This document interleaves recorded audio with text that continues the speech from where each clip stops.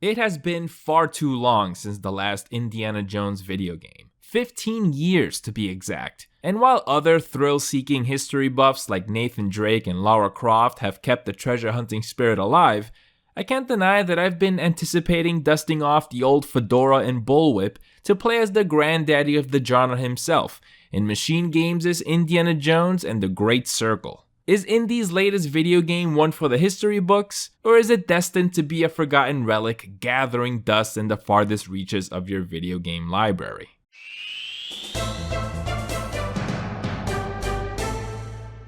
Before I begin, I want to say that I was given a review code for this game, and I am incredibly grateful for that. Seriously, this means a lot to me. But worry not, I won't be pulling any punches in this review. These are my genuine thoughts on the game. Once again, thank you so much to Bethesda for this opportunity. When it was announced that Machine Games would be the ones developing the next indie game, I was a little worried.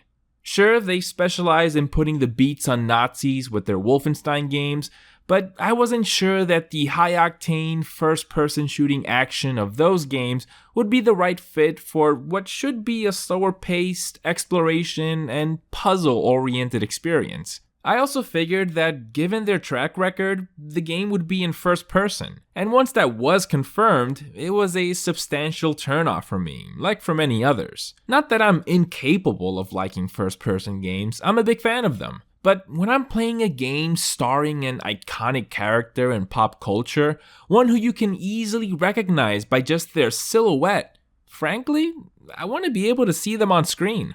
Not only that, but I would expect that an Indiana Jones video game would have a lot of climbing, swinging, and shimming along narrow edges, and I think that sort of thing would be better suited to a third-person perspective. Well, once I packed my bags with travel essentials and set out on my adventure, it wasn't long before I realized that Machine Games has delivered a game with rich and intriguing locales to investigate and sightsee in that's held back in some major aspects.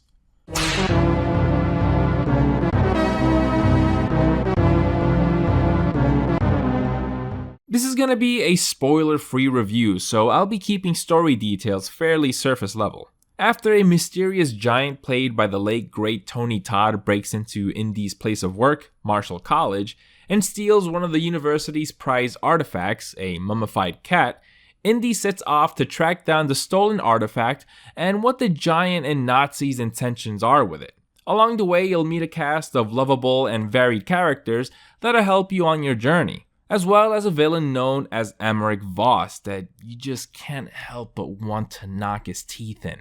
The core mystery of the story has to do with this phenomenon known as the Great Circle that may or may not hold some form of supernatural power. Not wanting to risk such power falling into the wrong hands, Indy is taken on a globe-trotting adventure to intercept the Nazis and stop them from retrieving artifacts that'll unlock the power of the Great Circle. That's the gist of the story without getting into any specifics, and I'll simply say this. I was completely captivated by the narrative of this game from beginning to end. I watched an interview with Troy Baker a couple days before getting access to this game, and in it he was asked what his favorite Indiana Jones movie was, and he said that this game actually has his favorite Indiana Jones story. I thought that was just a completely biased take, and while I don't agree with it, my personal favorite is The Last Crusade, I think Indiana Jones and the Great Circle is definitely up there alongside the original trilogy. You have everything you expect from an Indiana Jones movie. A mystery that has you on the edge of your seat as you anticipate what the big supernatural twist is, action sequences where Indy survives impossible circumstances by the skin of his teeth, and well-written dialogue that's delivered by a stellar cast. Troy Baker does an incredible job filling in for Harrison Ford. It's downright uncanny how much he sounds like him. He's got the charm, humor, and mannerisms down to a T. The video game industry is overloaded with Troy Baker as the main protagonist, but what can I say, the guy just doesn't miss. I mean, if there's a studio out there that needs a guy for their Star Wars, Blade Runner, or The Fugitive video game, you know who to call. I also gotta highlight Marios Gavrilis, I hope I'm saying that right, as the main antagonist, Voss. He often chews up a scene with these over-the-top line deliveries that are perfect for the type of villain you love to hate. While I was always invested in the mystery as it unfolded before me, the story's pacing feels a bit stretched out because it is a pretty lengthy video game with a lot to do. I read somewhere that the game has around 4 hours worth of cutscenes, and that sounds about right. You'll often have cutscenes where it'll just be Indy and his friends sitting around the table just talking about what they've discovered, and it really feels authentic to the movies. I really appreciated that we didn't get a somewhat diluted version of an Indiana Jones story or something that feels like a pale imitation. They really went all out and perfectly captured the tone and style of the films. This could have easily have been one of them. By the time I reached the end credits, I had a big smile on my face as the iconic John Williams score played through my headphones, and I was satisfied with the tale I just finished taking part in.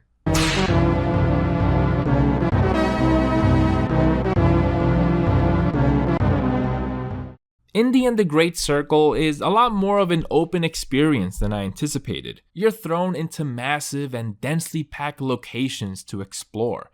It's not an open world game like Cyberpunk or Far Cry, but rather something like Dishonored or Deus Ex. Open regions with both public spaces populated by friendly locals and indoor environments housing secrets and artifacts that you can seamlessly step into. These areas are really well designed and were engaging to simply walk around in. I spent hours in just the first main area alone, wandering around and getting distracted by the slightest thing that piqued my interest, and not touching the main story quest for far too long.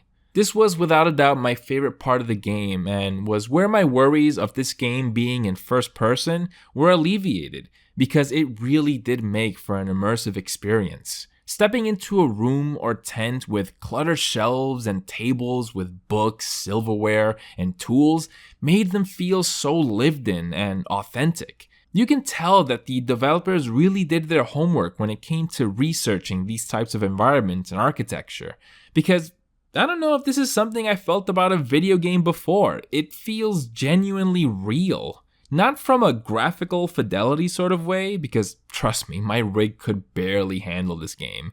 I think it's time for an upgrade. But what I mean is from a design aspect. I really like the small details, like picking up foods that are unique to the culture of certain regions. And these provide buffs like extra stamina and health points. But every environment just felt so natural to explore and navigate in. I didn't open my map for hours. I felt like I was in a real place with the way it was just laid out. The same sentiment can be said when you're delving into a cave or tomb, and it's hard not to share the same kind of excitement and awe Indy feels when coming face first with an ancient statue or sarcophagus. As you'd expect, you can use your whip to swing across gaps, and whenever this happens, the game quickly transitions into a third-person perspective, as well as whenever you're climbing a ladder or going down a zipline or shimmying along a ledge, and it is really smooth.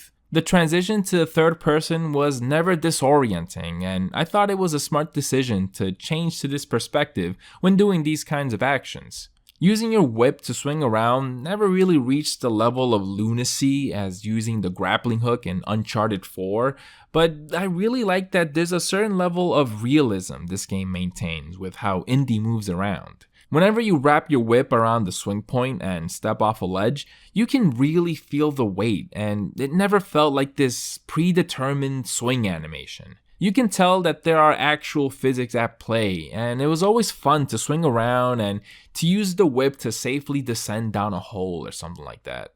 I was surprised that they didn't use the whip in more clever ways when it comes to solving puzzles. It was only ever used to yank things open and things like that. You're given a camera to take pictures of things of interest, and it could be anything from one of the locals having a cup of coffee to the Great Sphinx of Giza. And this was such a natural mechanic for machine games to include in this game.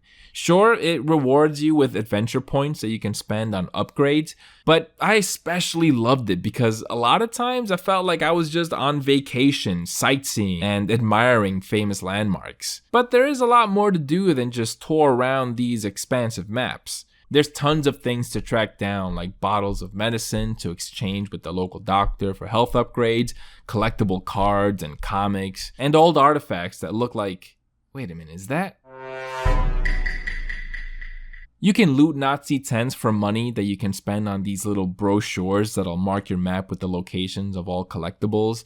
And to me, that kind of took away from the feeling of being rewarded for exploring the environment. I mean, these maps are pretty massive, so one might say that it would be too frustrating to track them down without some sort of guide. But I wish the brochures highlighted the general area of where the collectible is located, rather than pinpointing the exact spot. Because at that point, scrounging up the collectibles boils down to feeling like busy work. Like I said before, these environments are beautifully designed and satisfying to just explore and take in. So I wish the game would let me track down these collectibles in a less obvious way.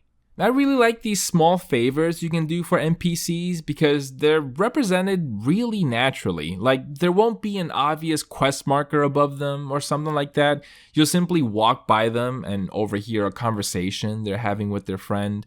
And they'll say something like, "Oh man, I misplaced my fruit basket." Or, "Oh, I wish I had a photograph of the Sistine Chapel." Then you can just track down whatever they lost or whatever it is they want, and you can make their day. You know, it's not like a quest that appears on your quest log. It's just something you happen to stumble upon. But there are side quests that are properly logged on your journal, and these are called mysteries, and they're often end capped with some sort of puzzle. To speak on the puzzles found in this game, as a whole, they were a pretty big letdown because they're just too easy. They did start off with some promise. One of the early ones, you have to figure out the combination to a safe, and you're in a room where you can find a document with some numbers corresponding to a symbol. In that same room, you find these small statues, and after examining them, you'll notice that their base have the same symbols you found on the piece of paper. So yeah, very simple. Just see what symbols are underneath the statues, and then input the corresponding numbers into the combination lock. Bada bing, bada boom. This was like the second hour of me playing the game, and I figured the puzzles would only ramp up in difficulty going from here.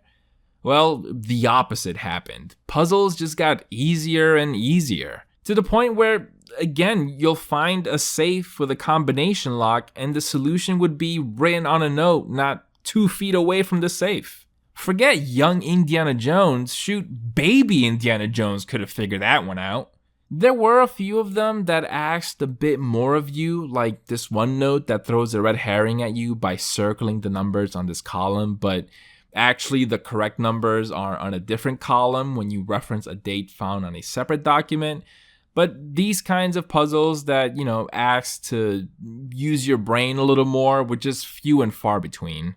The same can be said about the puzzles in tombs and catacombs. You'll have puzzles involving mirrors as you bounce light around the room and, guide it into a specific spot. Or you'll move statues around, or a puzzle that has you directing water using differently shaped pipe pieces. I was never stumped. I always felt like I was just going through the motions. There was a puzzle that I solved before I even knew what it was that I had to do, which just goes to show how few steps are required to solve a puzzle. But the strange thing is that despite how easy puzzles were to solve, I was always having a fun time.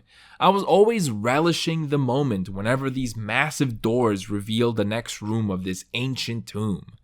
Even though the puzzles are incredibly easy, Machine Games still managed to give me the best Indiana Jones experience with how breathtaking these hidden wonders are. I love taking my time tiptoeing through a catacomb with a torch in hand, just brimming with the thrill of discovery. The game offers 2 puzzle difficulties, light and moderate, and I wish they offered a third option that made puzzle solutions just a bit more complex. Because I was really hoping this game would have a strong focus on challenging puzzles, because I always thought that was something that was missing from Uncharted and the modern Tomb Raider games.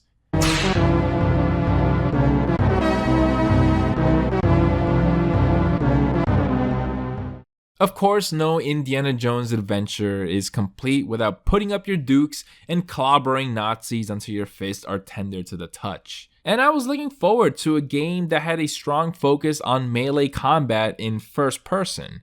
First person melee can be a slippery slope, and well, unfortunately, Indy slipped pretty hard on that slope and landed face first because combat in this game was incredibly disappointing, to the point where I avoided it the majority of the time.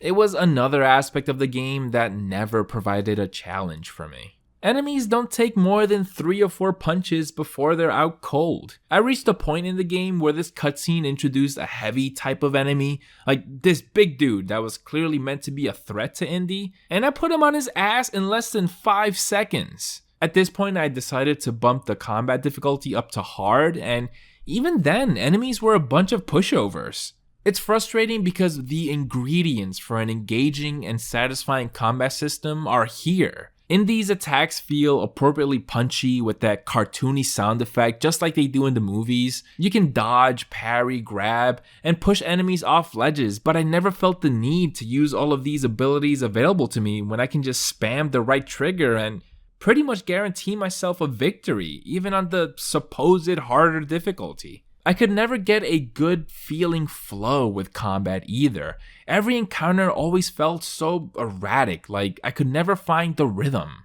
Which is disappointing when games like Dying Light and even something as far back as Condemned on Xbox 360 do a pretty good job at that. The combat here certainly nails the scrappy and messy nature of Indy's fighting style at the very least. You can grab just about anything in the environment, from excavating tools like hammers and pickaxes to mundane items like bottles and guitars. But these only make things easier, as now you can take out an enemy in like 2 hits. Really, it seems to me that this game is meant to be a stealth-focused one that takes some cues from Far Cry and Hitman. Enemy outposts are designed in such a way that are very reminiscent of games like Dishonored and Deus Ex because there are a ton of ways to infiltrate them. You can sneak through a hole in the fence, climb a scaffolding that may lead you to a secret entrance, or carefully sneak from tent to tent. It's staggering how many different routes you can take to reach your goal. Again, this game has excellent map design. But the most effective way to sneak around enemy camps is to disguise yourself as one of the locals or steal one of their uniforms. Certain areas are restricted to you unless you're wearing certain attire, and much like the Hitman games, officers of a higher rank will be suspicious of you and approach you to see if you're legit or not. It's not a very complex system. The same enemy alert icon that appears when you're sneaking around in your regular clothes appears when an officer is suspicious of you, and all you have to do is walk away before it fills up. It's more of a mild annoyance than a substantial threat as you wait for the officer to turn his back so you can continue to do whatever it is you were doing. What holds stealthing around back is the enemy's brain-dead AI, even on the hardest difficulty. The time it takes for guards to realize you're standing just a few feet away from them is far too forgiving. The whole system of how enemies become alerted to you needs some reworking. If an enemy is about to spot me, I'll just bum rush them and beat them to a pulp, and sometimes this will catch the attention of a guard that's somewhere nearby, but more often than not, I would just get away scot-free. I also feel that for a game that has such a strong emphasis on stealth, it lacks some features that would be expected to be standard by now. You can do a one-hit stealth takedown with any object you have in hand, but you can't do a stealth takedown when you're above an enemy or hanging off a ledge just below an enemy. You also can't seem to peek around corners unless you're holding a melee weapon, and that just seems like a strange oversight. Of course, you can whip out your trusty revolver to make quick work of enemies. And if there's one thing I'll say about this game when it comes to using weapons, is that they hold the same weight as they do when Indy uses them in the movies. It always felt like a last resort sort of thing, and it seems like that was the sentiment here. Or at least I went in with that mindset. You often come across rifles, machine guns, and bullets for your revolver, but even then, I can probably count the amount of times I used a gun in this game on one hand. But once again, when you're involved in a shootout, these Nazis are just simply an embarrassment. There was a part where I had this massive pile of bodies in front of me after easily bottlenecking a group of goons into a room. When it comes to combat, whether it be taking enemies out stealthily or going in loud, it is the biggest low point of this game. I'm hoping that there's a patch that improves enemy AI so stealth can be engaging, and so enemies can block and dodge your attack more often, because right now they are no match for this professor.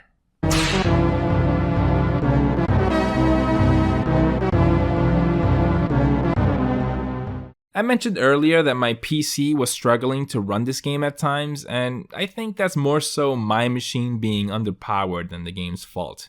I'm running an AMD Ryzen 7 3700X and an Nvidia 2070 Super, and I had to bounce between low graphics settings and medium. If I kept the graphics at medium in environments that had a significant number of NPCs, I would quickly drop below 30 FPS. Unfortunately, I don't have an Xbox console, otherwise I would have gone with that option, because I had a feeling I wouldn't be able to enjoy this game's graphics at max settings with my PC. But even with that, the game still looks pretty good to me. Environments are dense with detail, the dim light coming from your torch in a dark cave sets an impeccable atmosphere, and facial animations are really impressive. The UI is really minimal, which lends really well to the already immersive experience this game provides. All the information you need, whether it be a map, quest log, or documents you've collected along the way, are represented through Indy's journal, and it's really easy to navigate. It's personalized with drawings of characters and landmarks you've come across in your adventure, and you can also use it to travel to previous regions to complete any missions you may have left to do. I really liked Indiana Jones and the Great Circle, despite its major shortcomings. Exploration is without a doubt the best aspect of this game. I could get lost tracking down ancient relics and taking pictures of any ominous statue I come across for hours. I'm definitely going back and taking care of all the side quests I've missed, but as it stands, the game doesn't do anything substantial or innovative when it comes to stealth or combat. Enemy AI needs a massive overhaul, and I wish combat provided more depth to make each encounter mean something. I don't doubt that any Indiana Jones fan would enjoy every second of this game. I don't even really consider myself a super fan of Indiana Jones, and I was often grinning like a dork because of how immersive and exciting it was, exploring the pyramids of Giza or the dense jungles of Sukhothai. I would also recommend this to anyone looking for a solid story-driven game with interesting environments to delve into, but maybe wait until some patches roll out to iron out enemy AI and maybe address how aggressive enemies are when it comes to hand-to-hand combat. I'm gonna give Indiana Jones and the Great Circle a 7 out of 10. Thanks for watching, thanks again to Bethesda for the review code, and I'll see you guys next time.